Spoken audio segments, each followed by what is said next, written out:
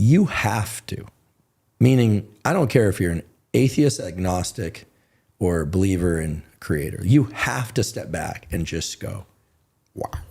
I do. I think there are many things that science can explain. There are certain things science can't explain. And I think the brain represents the apex of incredible in terms of biology. Like the heart is interesting, the immune system is interesting, the liver is interesting, but the brain is unbelievable. Yeah. I mean, I'll just say this. Secretly, I've always prayed.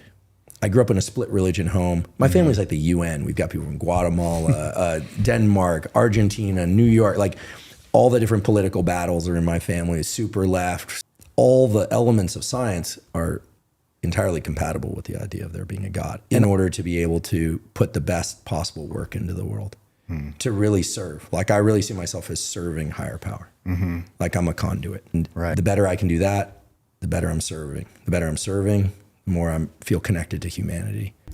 When you're talking about the brain and all the, I mean, you mentioned it last night, and this had me thinking.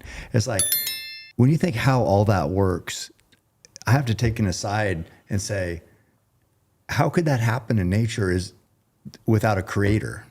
Yeah. So, well, here's the thing. I mean, we know that the programs, meaning genes, so genes, DNA, and there's DNA, then there's RNA, and then there's proteins. And proteins are the action end of the game where they say, hey, like grow over here, don't grow over there, you know, become this kind of cell, dopamine cell or a serotonin cell.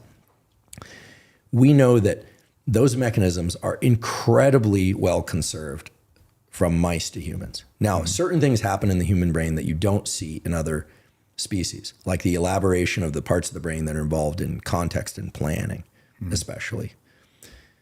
But the memory systems, the ones that control hormones, breathing, heart rate, they're very similar. Not exactly the same, but very similar. Okay.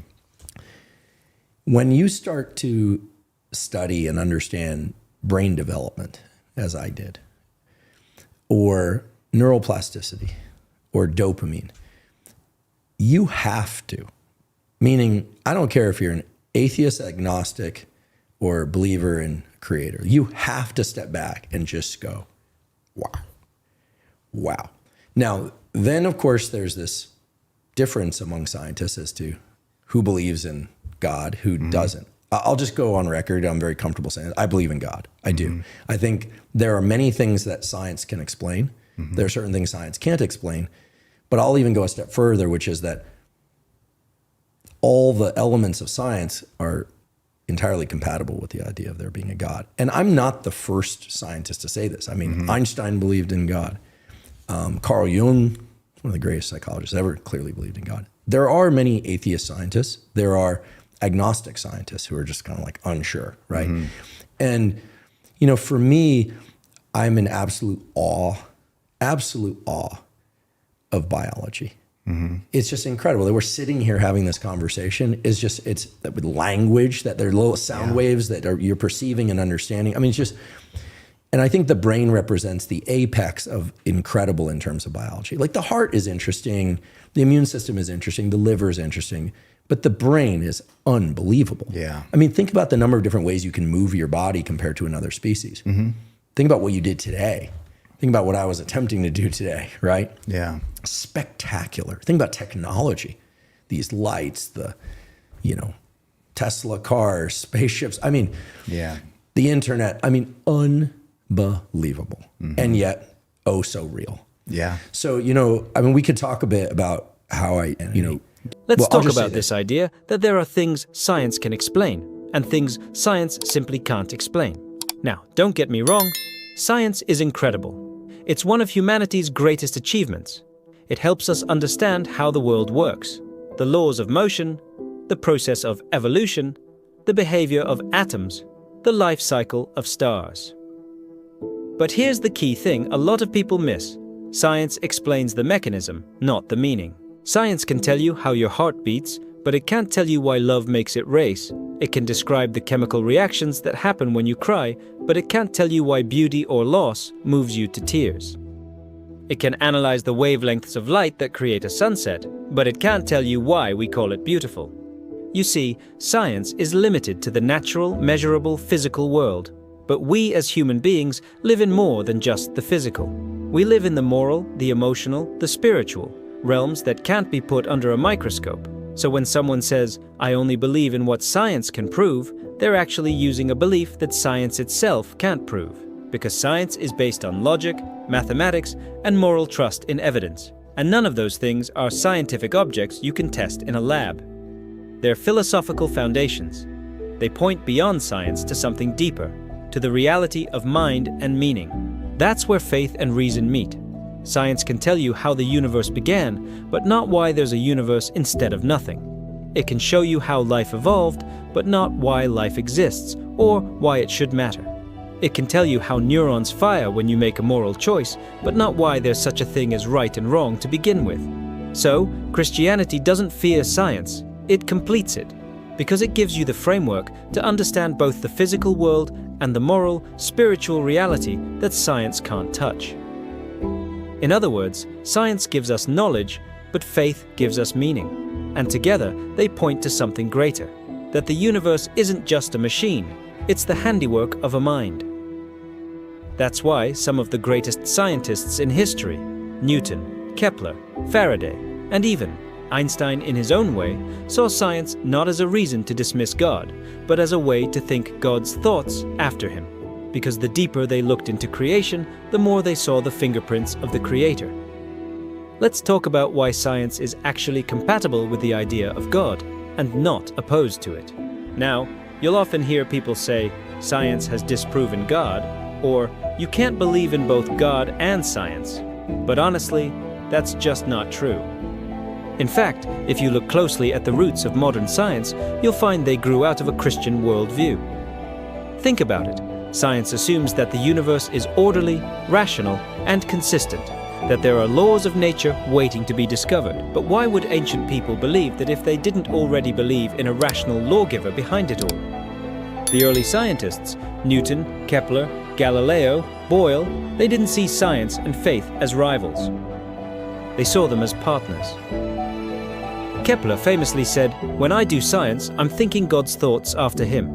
To them, the universe wasn't random or chaotic, it was designed by a mind that wanted to be understood.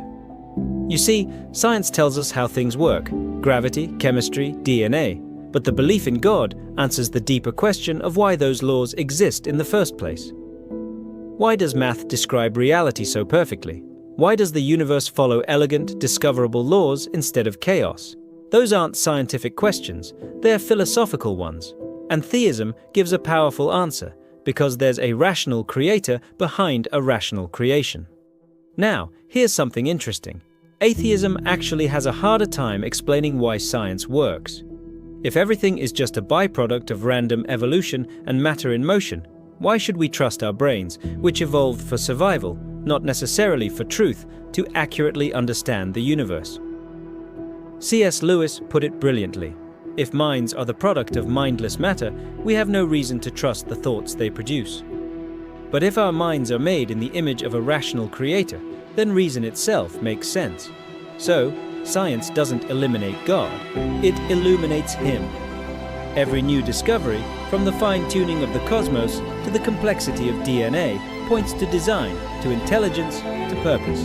Far from pushing God out of the picture, science actually gives us more reason to believe that the picture itself was painted by someone.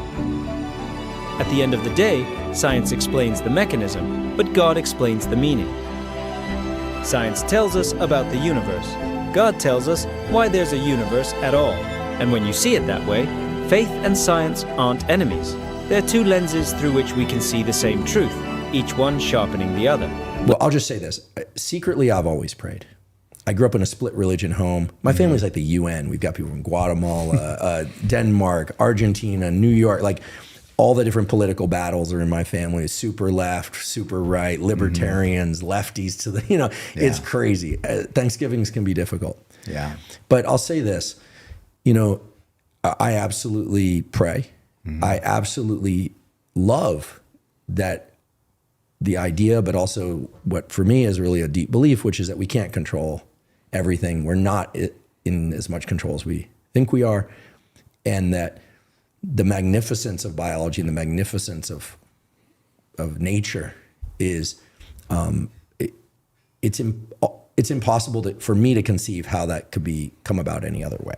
It just is. Now, yeah, I mean, I think that, full stop. Who do you pray to? That's an interesting one because I think God. Mm-hmm. Yeah. So I absolutely do. I've actually started reading the Bible recently, start to finish. Mm-hmm. I feel like it's my duty to like learn and in some sense compare Old and New Testament. Mm-hmm. I'm really interested in the stories, but I'm fascinated by the story of us, right? And the story of everything. And so, but yeah, I pray out loud in the morning, sometimes again in the middle of the night if I wake up. Mm-hmm. And it's only recently that I've been doing this more often. It's given you peace? Oh, my goodness. It's given me so much. It's given me peace. And, this is going to sound weird and probably people are going to be like, what are you talking about? If this, it works. Mm-hmm. It works. There's a way in which certain things I was grappling with, I just couldn't resolve. Mm-hmm. I couldn't do it. And it was all internal and I just couldn't do it. How were you trying to resolve these things? Like have an answer? Yeah, discipline myself. I mean, it wasn't like I was super, undisciplined. I mean, obviously I have a lot of self-discipline, but yeah. I always pray, I want to remove my defects of character. I want to, I certainly pray for other people. I mostly, these days I pray for the ability to really harness as much care and love for other people and for myself, something I haven't been that good at in my lifetime, in order to be able to put the best possible work into the world, to really serve. Like I really see myself as serving higher power, like I'm a conduit. Right. And the better I can do that, the better I'm serving. The better I'm serving, the more I feel connected to humanity. Let's talk about why studying the brain, the very seat of human consciousness, has actually led some scientists to believe in God. Now, here's what's fascinating. For a long time, people thought that neuroscience, the study of the brain, would explain everything about who we are. That once we understood how neurons fire, we'd unlock the mystery of the mind, the soul, even consciousness itself. But the deeper scientists dig into the brain, the more mysterious it actually becomes. Because yes, we can map the brain's activity. We can see what part lights up when you hear music, remember your childhood, or fall in love. But that doesn't explain why those electrical signals feel like something, why they produce experience. And that's the mystery of consciousness, the so-called hard problem. How do chemical reactions give rise to thoughts, emotions, imagination, and self-awareness? How does matter think about meaning? See, the more scientists study the brain, the more they realize the mind is not just the brain. Your brain might be the instrument, but you are the musician. There's a gap between the physical structure of neurons and the personal reality of consciousness that science alone can bridge. And that gap, that irreducible mystery, has led many neuroscientists and philosophers to rethink pure materialism. Because if everything about us were just atoms in motion, we wouldn't have free will, morality, or the ability to reason about truth. Yet here we are, thinking, choosing, loving, creating, as if our lives have real purpose. Some scientists have actually come to faith because of this. They've looked at the brain and said, this isn't random, it's designed for thought. They see intelligence not as an accident, but as a reflection of a greater intelligence, what Scripture calls the image of God. It's almost poetic. The more we understand how our brain works, the more it points to the idea that there's something beyond the brain, a soul, a mind, a consciousness that didn't evolve by chance, but was breathed into existence. So, instead of disproving God, neuroscience has actually deepened the mystery, and for many, deepened the faith. Because when you realize that your ability to love, reason, and be aware of your own existence can't be reduced to molecules, you begin to see yourself the way Scripture describes you, not just as a biological creature, but as a being made in the image of a mind far greater than your own. And maybe that's the real miracle, that the very brain we use to doubt God is the same one that gives us the capacity to recognize Him.